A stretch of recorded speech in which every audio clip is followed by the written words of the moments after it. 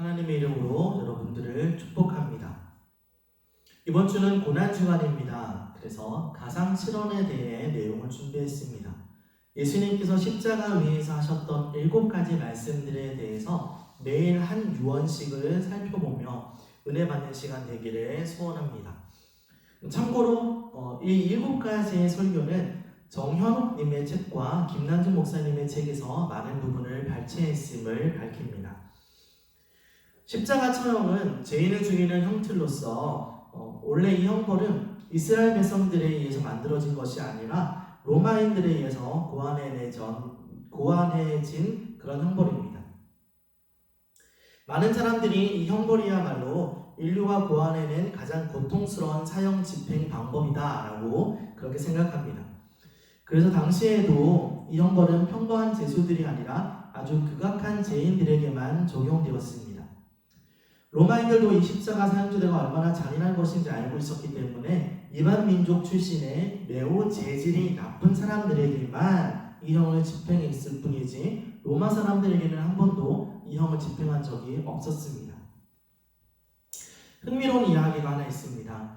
기록에 따르면 로마 황제가 식사하는 자리에서 십자가에 대한 이야기를 꺼냈다가 그 자리에서 즉시 처형당한 신하도 있었다고 합니다. 또 로마의 사상가였던 키게로라는 사람은 십자가는 로마 시민의 머리에서 생각조차도 되어서는 안 된다라고 말을 했다고 합니다. 그만큼 십자가 형벌은 두렵고 생각하기조차 싫은 것이었습니다. 그런데도 예수님께서는 그 험한 십자가를 지시고 골고다 언덕을 오르셨습니다.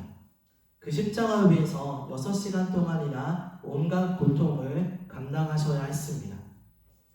그런 십자가 위에서 예수님은 무슨 말씀이 하고 싶으셨을까요? 우리에게 어떤 이야기를 전해주기를 원하셨던 것일까요? 유언이었던 그 고통 가운데 있었던 예수님의 마지막 말씀들, 그 내용들을 하나하나 살펴보도록 하겠습니다. 먼저 십자가형에 대해서 조금 더 생각해 보겠습니다. 당시 십자가 처형에는 간습적으로 2가지 규례가 따라 있었습니다. 하나는 채찍으로 매를 맞는 것이고 하나는 자기가 매달리게 된 십자가를 자기가 짊어지고 형장까지 가는 것이었습니다. 예수님에게도 동일했습니다. 그 신약시대의 유물을 연구하는 사람들에 의하면 이 채찍이 그냥 길다란 줄들로 되어 있는 것이 아니라 여러 가지 가닥으로 되어 있고 각 가닥마다 날카로운 쇠붙이나 짐승의 뼈들이 달려 있었다고 합니다. 그래서 채찍질을 하면 이것이 사람의 몸을 감싸게 되고 채찍을 당기면 살점이 뜯어지는 일들이 일어나는 채찍이었다라고 말하고 있습니다. 예수님께서 얼마나 큰 고통의 채찍질을 당하셔야 했는지를 상상해 볼 수가 있습니다. 이런 모든 그런 고난의 시간들을 지나서 이제 예수님이 형장을 갈 때에도 예수님께서 십자가를 짊어지고 스스로 그 길을 가야 했습니다. 십자가 전체는 엄청나게 큰 무게이기 때문에 십자가에서 세로 말고 가로로만 되어 있는 나무를 짊어지고 갑니다. 학자들이 말하기로는 아무리 작게 이 무게를 말하는 사람도 20kg요, 많게는 40에서 60도 이야기하기도 합니다. 그렇게 무거운 무게의 나무를 등에 짊어지고 예수님께서는 십자가 현장으로 가고 있었던 겁니다. 예수님의 말씀, 또 무리에게 이르시되 아무든지 나를 따라오려거든 자기를 부인하고 날마다 제 십자가를 지고 나를 따를 것이니라 라고 말씀하셨던 것도 십자가의 2번째 규례, 그것을 짊어지고 가야 하는 것을 상징하는 그런 모습으로 볼 수 있습니다.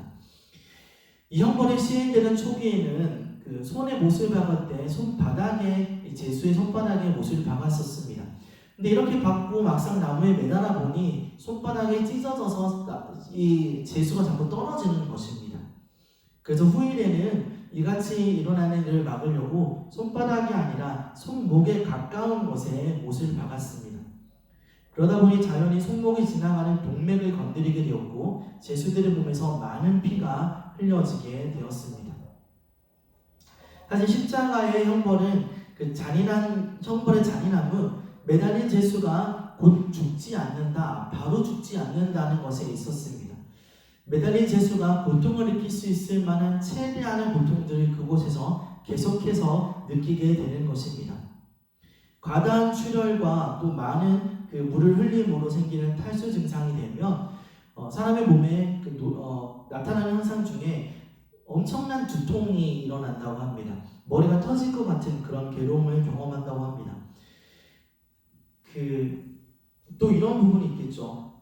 손목에 이렇게 못을 박고 또 발에 못을 박았는데 몸에 힘을 빼게 되면 횡격막이 이렇게 당겨서 숨을 쉬기 곤란해집니다. 그러면 발에 힘을 주어야 되는데 그럼 발이 또 찢어질 듯한 고통을 느끼게 되겠죠. 이것을 계속 반복하는 자세로 올라갔다 내려갔다 힘을 줬다 뺐다 하는 행위를 할 수밖에 없는 것입니다.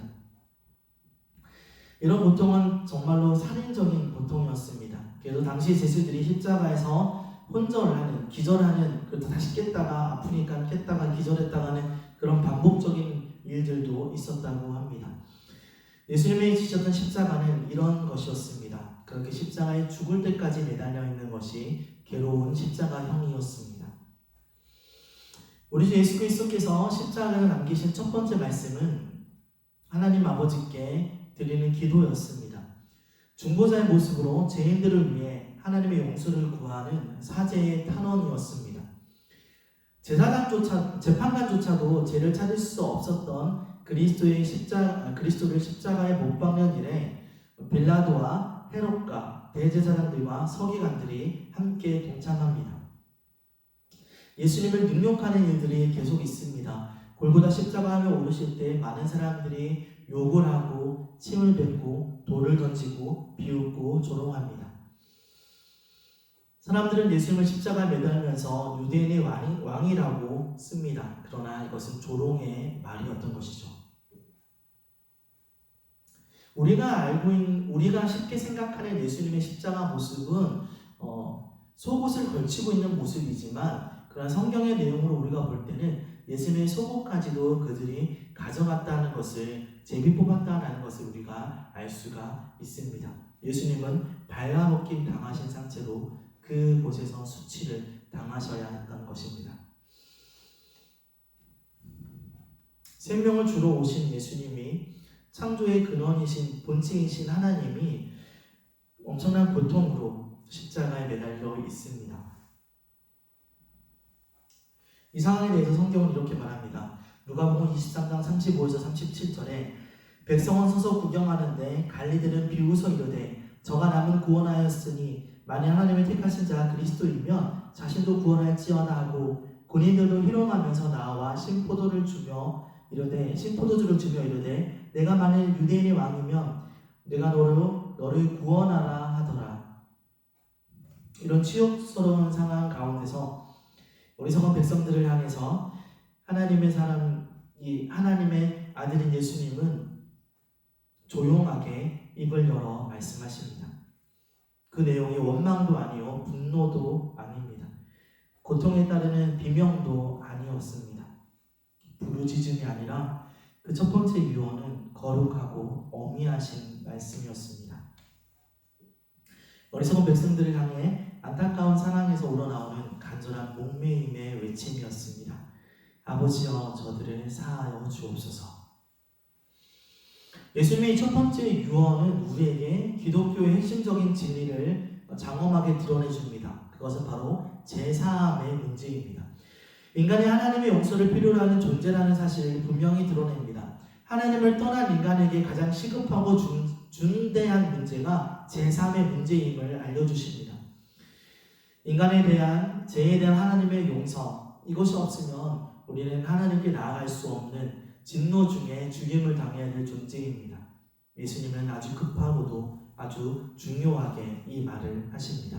저들의 죄를 사하여 주옵소서. 사람들은 다들 자기 나름대로 삶에 골몰합니다. 자기를 가시하는 데 많은 노력을 합니다. 그들의 외모가 어떻든지 그들의 직업이 무엇이든지 어느 시대 사람이든지 사람 다 동일합니다. 근데 그 동일한 것이 무엇이냐면 모두가 죄인이라는 것입니다. 한 부류밖에 없습니다. 다 죄인입니다. 단지 용서받은 죄인과 용서받지 못한 죄인이 있을 뿐입니다. 하나님의 제사함을 받은 사람과 받지 못한 사람, 그렇게 나누어질 뿐입니다. 우린 모두 하나님의 용서가 필요한 자들입니다. 예수님께서는 거기에서 십자가를 위해서 성경에 끊임없이 전해주고 있는 진리를 경험하고 있습니다. 그 진리가 무엇이냐면 죄 지은 자가 받는 심판입니다. 하나님께서는 죄인을 그냥 두지 않습니다. 그에 따른 합당한 심판을 허락하십니다. 용서받지 못한 자가 그런 사람들이 당해야 될 심판을 예수님께서 친히 받으시고 계십니다. 그러면서 자비를, 용서를 구하고 계시는 것입니다. 그러므로 한 사람이 그리스도인이 된다는 것은 예수 그리스도가 우리를 위하여 당하신 고난, 그리고 그 위에서 말씀하신 용서의 기도가 얼마나 값지고 얼마나 귀한 것인지, 내가 받은 용서가, 내가 받은 그 은혜가 얼마나 놀라운 것인지를 깨닫는 것이고, 또 감사하며 살아가는 것이 그리스도인이 된다는 것, 그 기쁨을 누린다는 것이 그리스도인이 된다는 것입니다.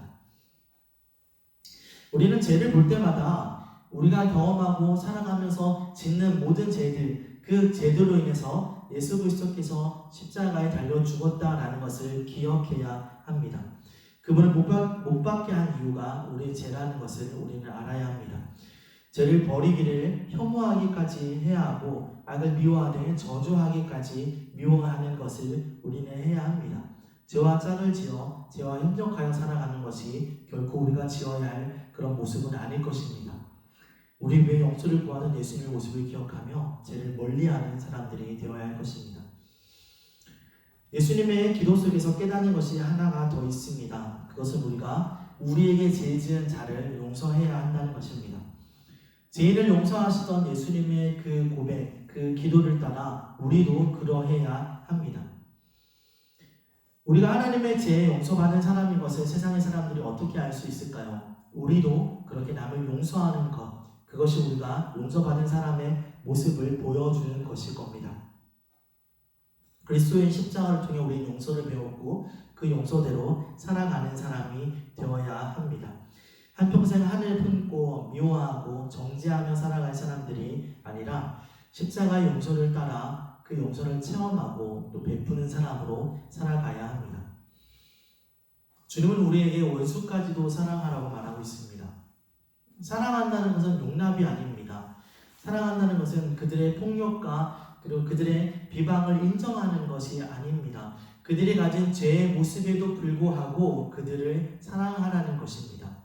죄를 미워하지만 또 죄인을 사랑하는 것이 우리가 가져야 될 모습일 것입니다.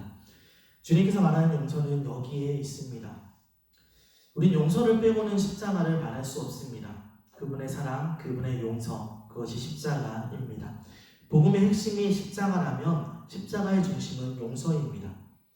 우리가 얼마나 사람들을 용서하고 그 십자가의 모습을 품고 살아가고 있는지 우리는 돌아보아야 합니다.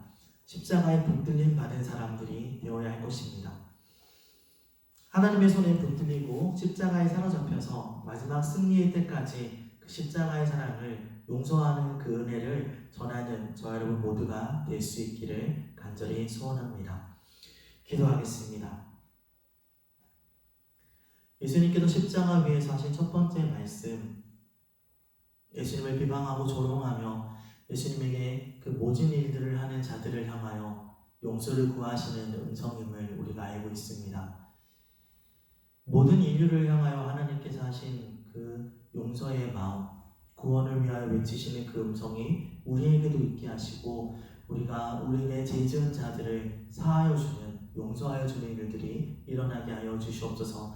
우리가 잘나서, 우리가 선해서, 우리가 남들보다 뛰어난 인품을 가져서가 아니라 십자가에서 보여주신 그 은혜를 따라, 그 용서의 기도를 따라 우리도 하나님의 마음으로 그렇게 일할 수 있게, 용서할 수 있게 하여 주시옵소서. 십자가의 마음, 그것이 우리에게 있기를 소원합니다. 하나님이 7일간의 십자가 위에서 말씀하시는 음성들을 통하여 우리가 더욱더 하나님의 십자가를 알게 되고 그 십자가의 은혜 가운데 거하게 하여 주시옵소서. 감사드리며 거룩하신 예수님의 이름으로 기도드렸습니다.